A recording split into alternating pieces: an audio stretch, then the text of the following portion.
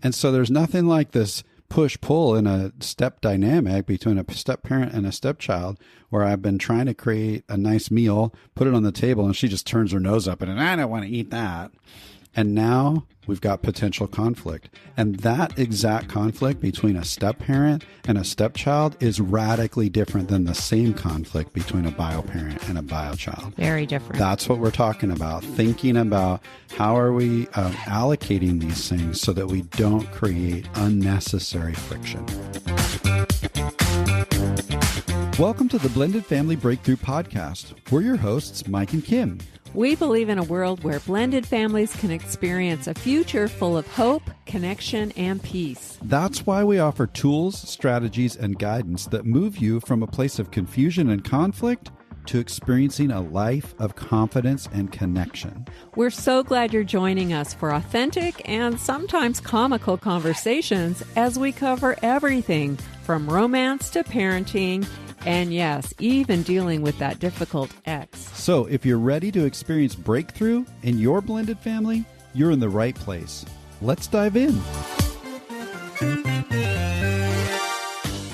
Well, hey there, welcome, and thanks for joining us today. You know, your encouragement really fuels us to keep bringing helpful strategies and tools to you as you blend your family. We recently heard from one listener, Kay Thomas, over on Apple Podcasts, who said, every night I listen to this podcast and it gives me a sense of normalcy because it lets me know that I'm not the only one experiencing these issues. Thank you so much for sharing that with us. And you're right, you're not alone. We've struggled and we've helped hundreds of couples who struggle too. And while there are some unique aspects to each individual blended family, there are also so many themes that we all tend to experience. Yeah. So again, thank you so much for choosing to be here with us. We hope you know that you're not alone. And please be sure to share your feedback over on Apple Podcasts or Spotify, just like Kay Thomas did. We would so love to hear from you.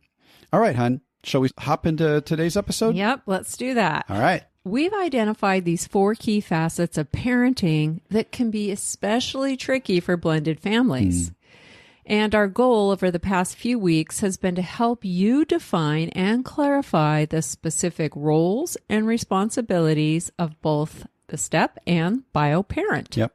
So that you can strengthen your parenting partnership and lead your family as a united team. That's the goal. You know, when couples communicate and align on these 4 crucial aspects, meeting practical needs, providing support, teaching important life lessons, and delivering discipline, their alignment dramatically reduces conflict, ambiguity, resentment, and chaos. Right. The reality is kids of all ages thrive when they feel stable and secure. And that happens when both adults work together to provide clear expectations, appropriate boundaries, care, and consistent leadership. Right. Now, from our personal experience and from coaching blended families for over 2 decades now, we know how essential it is to be intentional. There are some common, easy wrong turns that blended couples often make when it comes to parenting, and unfortunately, they can lead to painful outcomes for everyone. Yep. That's why we encourage you to apply the proven strategies we're sharing in this 2-part series.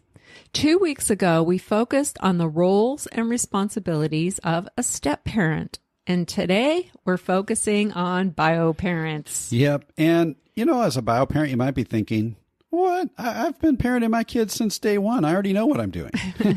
But the truth is, things shift when you form a blended family, which maybe you've already noticed that, right? Right.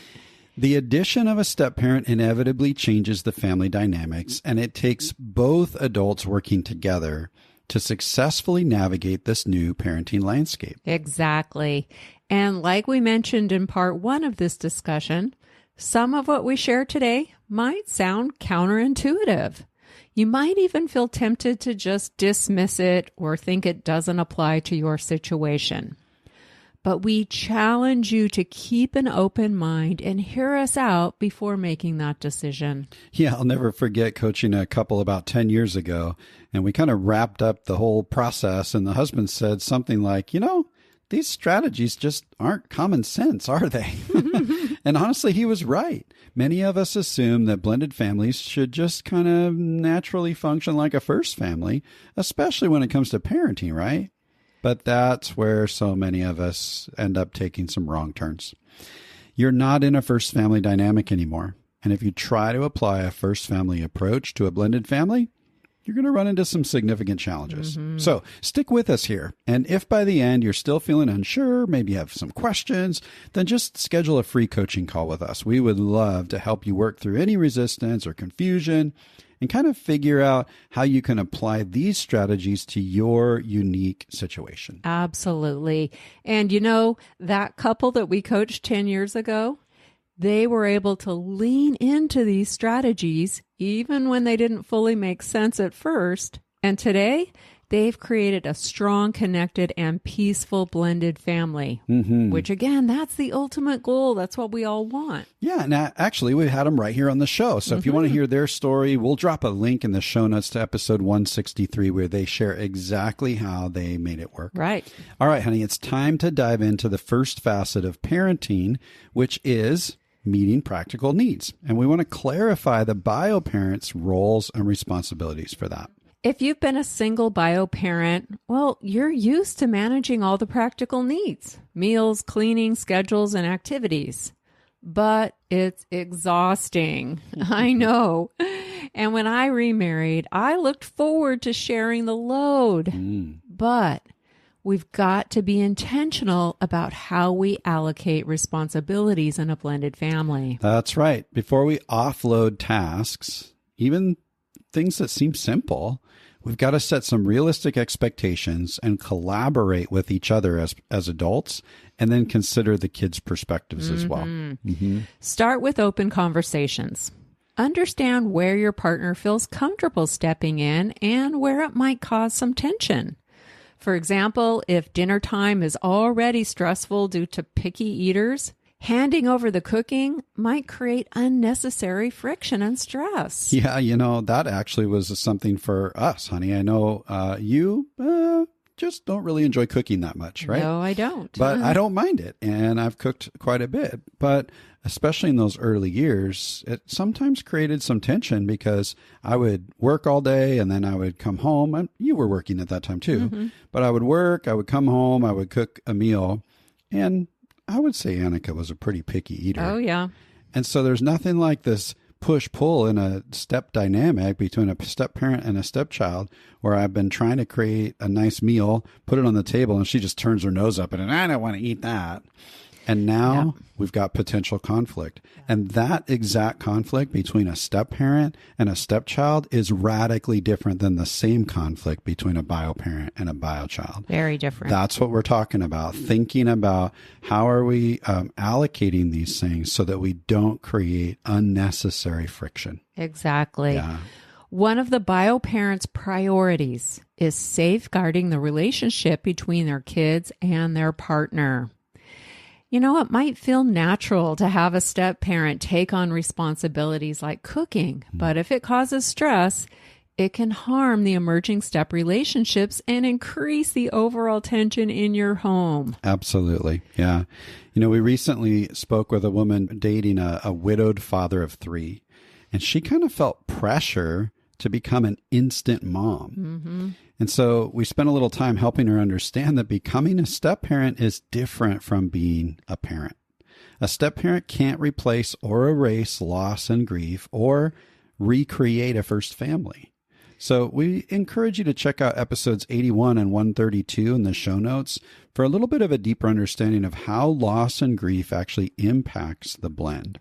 Okay? Whether the other bio parent is involved or not, it's unrealistic to expect a step parent to step in as a full parent.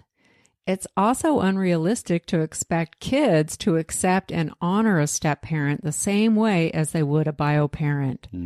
This unrealistic expectation creates pressure, confusion, and some potential resentment. That's right. A common mistake is insisting, oh, we don't have steps in this house. We're all just family, right? Now, that's often really well-intentioned. There is a great heart behind that. However, it can actually cause some confusion and disengagement for kids.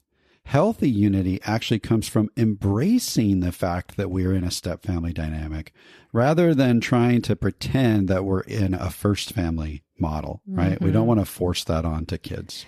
Accepting the reality of the relationships actually being step relationships removes pressure and allows them to develop naturally at a pace that everyone is comfortable with. That's right. That's where we want to be. Yeah, and that might feel really counterintuitive, but forcing closeness can backfire. Kids and step-parents need time and space to bond naturally. Just because you love your new spouse doesn't mean your kids will immediately feel the same. And they may not feel the same about their cooking either. We found that out. Yeah, exactly. One mistake bio parents make is handing off responsibilities too quickly. For example, if driving your kids to school is a special connection time, think twice before passing it off to your partner. It's often helpful to initiate a conversation with your kids and simply ask how they'd feel about a change beforehand so that you and your spouse can strategize and make wise decisions around this. Yeah, that's really helpful. Now, what we're not saying is that kids should dictate the decisions. No. But we do need to understand how they might be impacted by a change and validate their perspective. And then we can help them process any tough emotions that might come up for them when we do need to implement a change. Right. Yeah. The key is to ease into changes. Keep routines stable in the first year of blending and introduce shifts gradually. If you want your partner to do more of the cooking, start with one night a week. You can help your kids ease into a shift and feel included by giving them a voice. Yeah. Invite them to help with meal planning or with cooking, but only if the step-parent agrees and is comfortable with that. Find a healthy rhythm that's somewhat comfortable for everyone. Yeah. But remember to stay engaged. Monitor any tension. Kind of keep checking in with both your partner and your kids as they adjust to these changes, right? You want to stay connected. Really, the bottom line is before shifting the responsibility of meeting practical needs, check your expectations, communicate with your partner, and consider how changes are going to affect the kids. Thoughtful, gradual shifts go a long way in building strong step-family relationships. All right, let's dive into the next facet of parenting, which is all about providing support. Yes, providing support in a blended family is all about two key aspects. The first one is being present and engaged, and the second one is providing emotional understanding. So let's talk about being present and engaged. What that really means is attending events, cheering your kids on, and showing genuine interest in what matters to them. And for most bio parents, this comes naturally. They're all in and excited about this. Totally. But when a step-parent enters the picture, things can get a little tricky. The trapped teammate, stranded stranger dynamic often surfaces at that point. And if you're unfamiliar with those terms, we recommend episode 139 for kind of a deeper dive. And you can find a link to that in the show notes, of course. A real life example, a couple plans a kid-free weekend together to connect romantically, but then one of the kids gets invited to participate in an all-star soccer tournament. Now the bio parent faces the trapped teammate dilemma, choosing between honoring their commitment to their partner or supporting their child, knowing that someone is going to be disappointed no matter what they choose. That's right. And meanwhile, the step-parent might be feeling like the stranded stranger, kind of on the outside of that quote-unquote biological bubble. They might feel deprioritized if their partner cancels their weekend plans to support the child, or they may be concerned that their partner is going to feel disappointed or even resentful if they keep the weekend plans and let their child down. Right. It just feels like a lose-lose situation unless couples learn to navigate it together. That's right. Navigating the trapped teammate, stranded stranger dynamic is absolutely essential. You will experience it. If you try to avoid these tough situations, what we found is it only makes things harder. Instead, be open, empathetic, and willing to collaborate and communicate with each other. Yeah. A common misconception is that the bio-parent's relationship with the kids won't change after remarriage. So many bio-parents think that my relationship isn't going to have to change. But step-family expert Ron Deal says your relationship with your children must change. That doesn't mean that they lose you. It just means that they might need to experience your continued love, dedication, and presence while also recognizing that your time and priorities are going to be shifting. It's about investing deeply in both your partner and your kids. Finding the right rhythm isn't easy, but working as a united team makes it more likely. Also, don't expect your partner to show the same level of support for your kids that you do. Instead, collaborate to find a healthy rhythm that works for everyone. So you might be asking, great, what's the right answer? Do I go to the soccer tournament or do I do my weekend with my spouse? Well, the only right answer is the one that the two of you collaborate around. Right. And it doesn't mean that someone won't feel disappointment. It just means that we're going to build unity around the decisions that we make together so that we can support the kids and show up for them in an effective manner. And the earlier you learn how to do that, the better off you're going to be because you're going to have hundreds of those types of situations. That's right. So if you're a little unclear still about the trapped teammate, stranded stranger, go listen to that episode and schedule a call with us. We're happy to help. Yes. All right. So that's being present and engaged. The second aspect of providing a support is through emotional understanding. Supporting your kids emotionally means offering comfort, encouragement, and a listening ear when they need it. Right. Now, bio-parents are typically the child's safe emotional anchor. But sometimes parents struggle to provide this kind of support, not because they don't care, but because their own emotions tend to get triggered, right? It's really hard to hear our kids express pain, and it often stirs up things like guilt or fear and other difficult emotions inside of us. Right. So instead of helping kids process through tough feelings, parents sometimes resort to things like distraction or minimizing or even going into fix-it mode, like I'm really good at fix-it mode. Sometimes even blaming their partner for their child's struggles, right? It's your fault that they're feeling this way. Oh. And all of that usually backfires. The child ends up feeling alone, confused and misunderstood, wondering if something's wrong with them for experiencing these tough emotions. But the good news is, emotional coaching is a skill every parent can learn. Yeah, you've heard us talk about John Gottman's book before called How to Raise an Emotionally Intelligent Child. And Gottman lays out 5 steps for helping kids process emotions and solve problems. I love how practical it is. And honestly, it's been a game changer for us. We highly recommend it to any parent looking to provide the right kind of emotional support when their kids are struggling. We've also linked a 4-part series in the show notes that we did that breaks down the emotion coaching framework step by step using a real-life example taken from our own parenting journey. Yep. And the takeaway?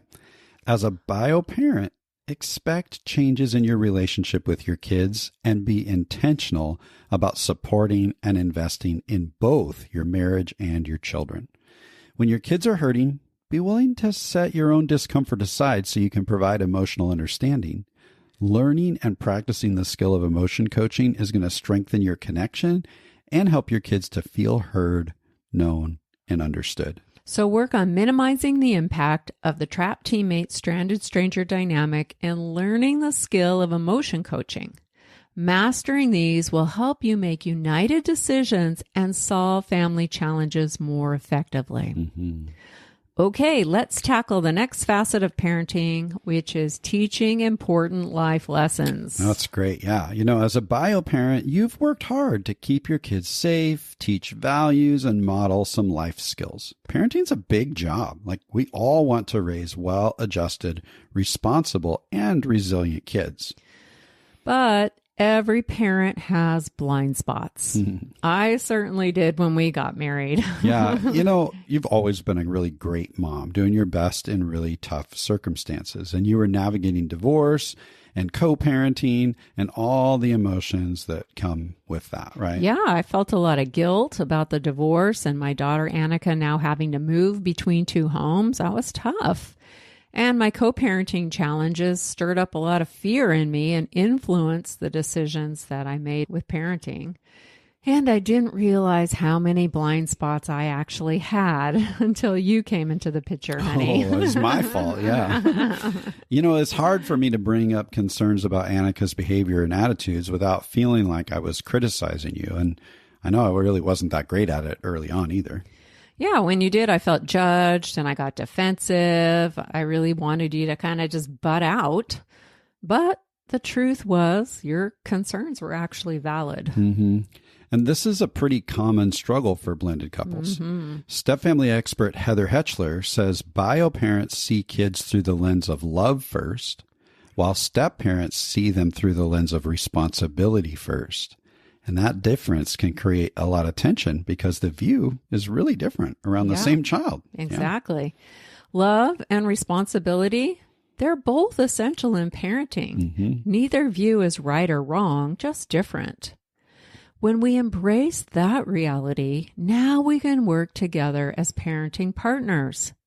Bio parents need to trust their partner's perspective instead of taking it personally.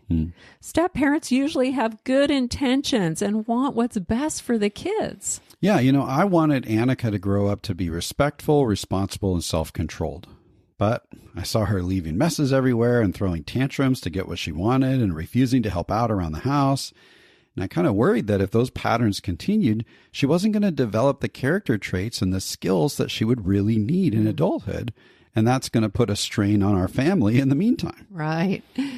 When I finally listened to your concerns and your hopes for Annika's future, I started to recognize my blind spots. Instead of shutting you out, I invited you into partnership so that we could work as a united team around teaching important life lessons to Annika. And as a step parent, I had to learn how to communicate those concerns in a way that wasn't critical or pressuring. I know you've been listening to us at all for any of our episodes. You've probably heard that story before. Yeah. Once we aligned on the specific values, the character traits, and the life skills we wanted to instill in our home, everything shifted. I became a better, more effective parent, and Annika received the loving, firm guidance that she needed. She learned to respect shared spaces, contribute to the household, and manage her emotions well. Here's the bottom line.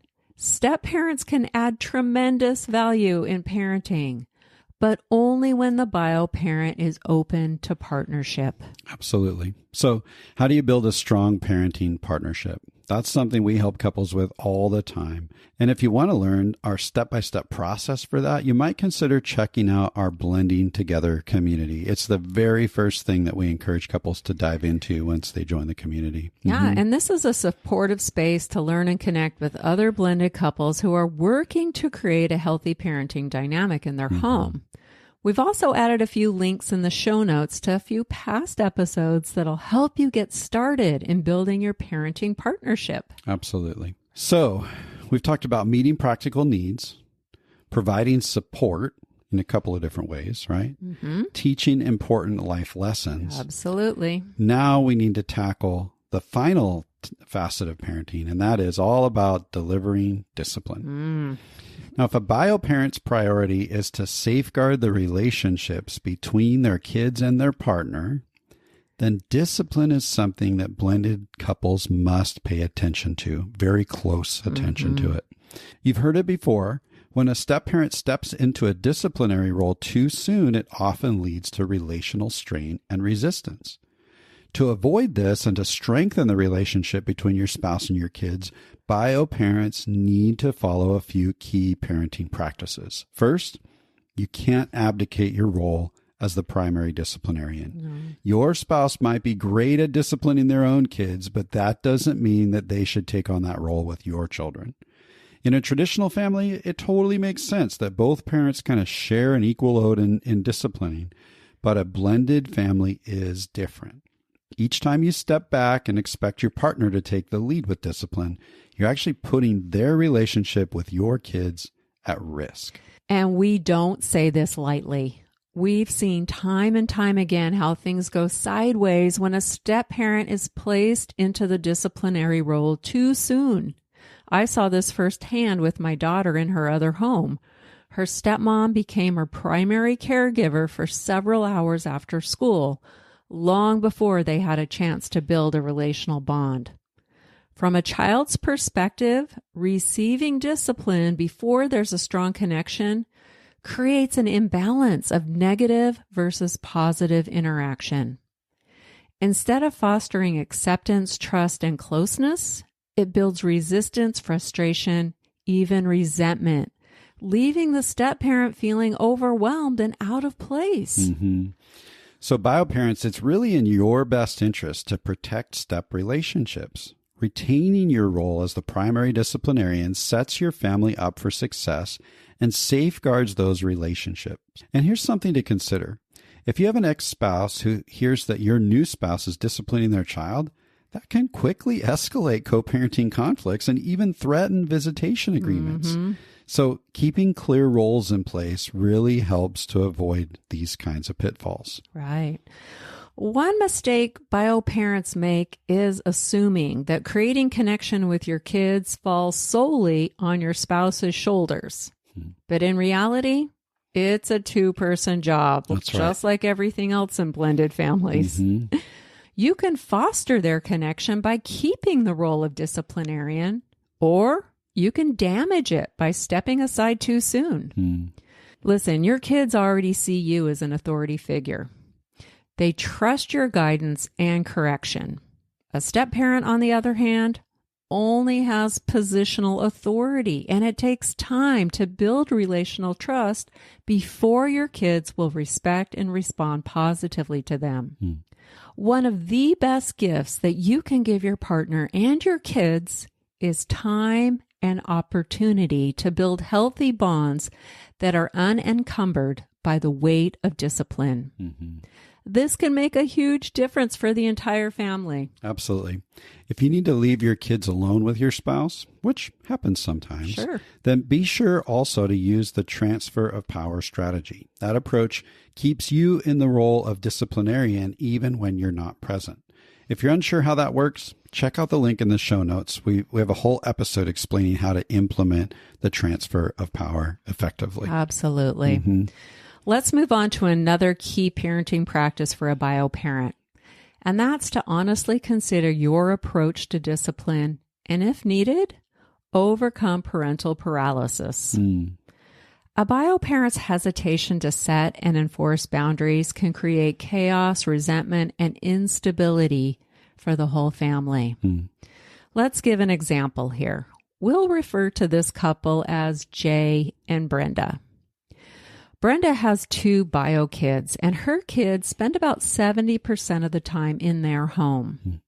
Jay's daughter, Kendra, lives out of state with her mom, but she comes for extended visits a few times a year.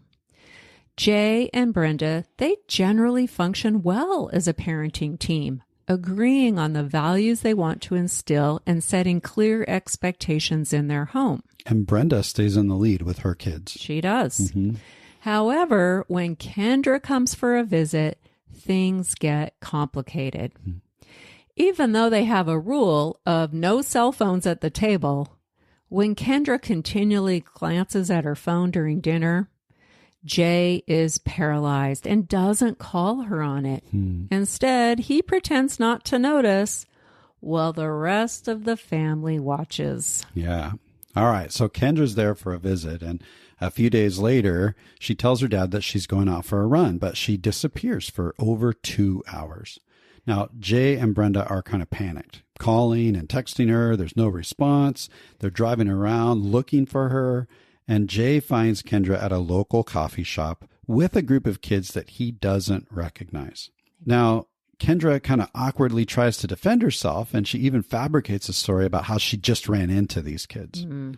Well, that night, Brenda urges Jay to check in on Kendra's social media platforms. And what he discovers is that she had been planning all along to meet up with those kids who, by the way, she just recently met online. So she lied to Dad and potentially put herself in some danger. Now, Jay and Brenda really value honesty in their home, and they expect their kids to be truthful. But Jay's just feeling paralyzed in that moment. Right. So let's pause and reflect. What might be going on internally for Jay? Because this is common for bio parents. Yeah. You know, he could be afraid that if he confronts Kendra, it'll put a strain on their relationship. Maybe he has a story in his head that their relationship is too fragile to bear discipline of any kind. Fear can lead to ineffective parenting. Definitely. He might be worried that if he enforces consequences, then Kendra's going to get upset. She might call her mom, demand to go back to her house. Maybe she'll refuse future visits and cut off communication with him. Worry and catastrophizing definitely leads to parental instability. Maybe Jay is feeling guilty for how little time he gets to spend with his daughter. And he's put a high priority on giving her a fun-filled experience over structure and discipline. Guilt can lead a parent to overcompensate or overlook poor behavior. Yeah. Or, Jay might just be lacking in basic skills around parenting and just isn't sure how to respond or handle the situation. So insecurity can lead to some permissive parenting, right? Most of the time, they're just hanging out and Brenda's been in the lead. He doesn't have to do this on a regular basis. Right? So like many bio parents, Jay could be experiencing some very real emotions. But if his ultimate goal is to be a responsible parent and maintain some authority, he's going to have to make some changes. Right. After years of being a paralyzed parent myself and struggling with fear, guilt, and insecurity, I realized that most of that was pretty irrational. Once I stepped up and regained parental authority with my daughter, none of the worst case scenarios that I worried about ever happened. Right. What I've learned is that regardless of the cause, paralyzed parenting is harmful. This is because every child needs consistent, firm parental guidance. And even though kids might resist them, boundaries provide protection and a sense of security and love. Yeah.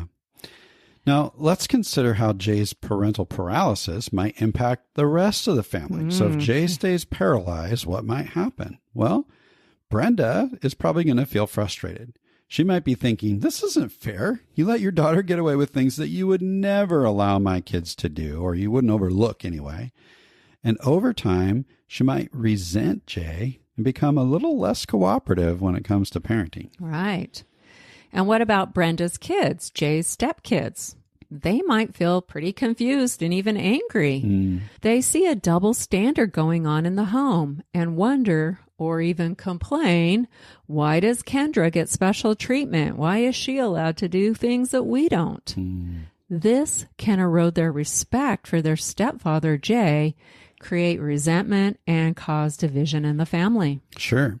What about future visits with Kendra? Right? How will that work out? If Brenda and her kids are anticipating stress and favoritism whenever Kendra visits, then they might start to dread her visits, creating some emotional distance in the household. And Jay might be going, what's going on? Yeah, when Jay sees this, he might misinterpret that and think that Brenda doesn't want Kendra to come and spend time in their home, when in reality, she just wants fairness and consistency in parenting. Absolutely. The big takeaway? Lack of parental authority breeds disobedience, resentment, and tension in a blended family. Jay's fears are understandable, but his lack of authority is having a negative impact on everyone. As a bio parent, if fear or guilt or insecurity or something else is preventing you from fulfilling the role of the primary disciplinarian, you need to openly share what you're experiencing with your spouse and try to work together in tackling some tough parenting decisions. Look, not every rule needs strict enforcement every single time, But we do need clear expectations and sometimes consequences, especially when safety protocols and important values are actually violated, right? Yeah, honey, when you and I first blended our family, I struggled with feeling paralyzed as a parent. But once I learned effective parenting strategies, everything changed. I realized that kids actually feel more secure when parents set boundaries with confidence and love. Yeah. And you know what's funny? I know some of you are listening and you're like, yeah, that's great, but we're 10 years in and so on and so on. Well, we're about to pass 24 years of marriage at the time of this recording, and Annika's 29 now. And you know what? When tough news has to be delivered to Annika, we still put Kim in the lead. Yeah. We still focus on that. Look, Annika trusts me, and we've got a great relationship at this point in time, but we also know how important these realities are, and we see it over and over and over. So we're not asking you to do anything that we're not still doing 24 years later. Sure, it looks different than it did in year one, but we still are very conscious of this, even 24 years in. Yeah, and let me tell you, I've gotten pretty good at being the bad cop. You have, yeah. You're the most loving bad cop I've ever met. I've grown into it. It feels very natural now. It did not years ago, but I've learned, right? If you're a bio parent struggling with guilt, fear, or insecurity, I just want to encourage you and challenge you to do two things. First, take intentional steps to process and work through any tough emotions you might experience that are leading to parental paralysis. Maybe that's working with a counselor, or maybe it's simply continuing to learn and grow in your parenting journey. But take those steps, keep at it. And second, have the courage to honestly consider your approach to discipline and how it might be impacting your family. If needed, be determined to overcome any parental paralysis that's going on so that you can regain your parental authority. You need to have your parental authority with your kids. You know what? If I can do it, so can you. And we're here to help if you need us. Absolutely. The good news is parenting, it's actually a skill. It is. It's not something we're just born with or we can naturally excel at. It's something that we all must learn and practice if we want to effectively engage our authority and lead our family in a really healthy direction. Right. It's never too late to become the strong, loving parent that your kids need and that your families need, right? Discipline in a blended family can be tricky sometimes. Couples who handle it well set their step relationships up for success. But when discipline isn't approached strategically, step relationships sometimes never become what they really could be. This is a make or break aspect of blending, and the bio parent's role is crucial in that. Absolutely. All right, let's quickly recap what we've covered today. A bio parent's priority is to safeguard the emerging step relationships. And to do that, you'll want to mindfully consider how practical needs will be met and find a healthy rhythm in providing support. You'll want to work with your spouse to teach important life lessons and, above all, maintain or reclaim your role as primary disciplinarian with your children. Whether you're a bio parent, step parent, or both, understanding best practices for parenting in a blended family is so important. Both of you must be thoughtful, strategic, and unified around your specific roles and responsibilities. Otherwise, you'll experience frustration, resentment, and a whole lot of chaos in your home. That's right.